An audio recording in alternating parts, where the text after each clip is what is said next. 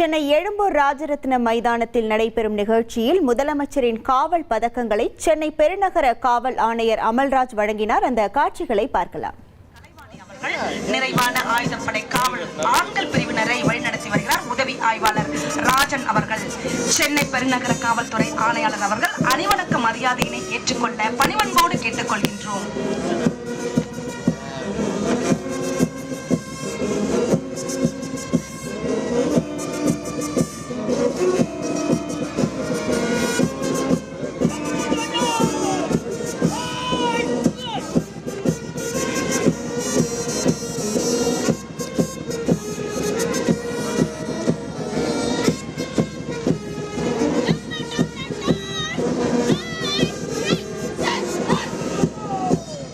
Camera எடுத்து கொஞ்சம் உள்ள வாங்க.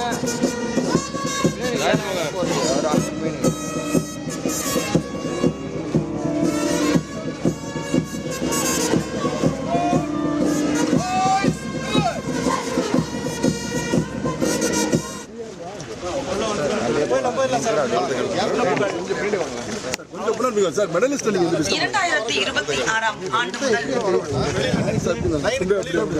4000 காவலர்களுக்கு பதக்கம் வழங்கப்பட்டது.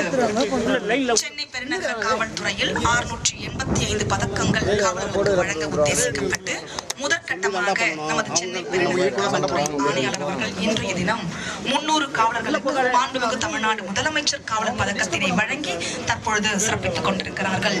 இன்றைய தினம் பதக்கத்தினை பெறும் காவலர்களுக்கு மாத ஊதியத்தில் ரூபாய் 500 பதக்கம் மெடல் அலவன்ஸ்.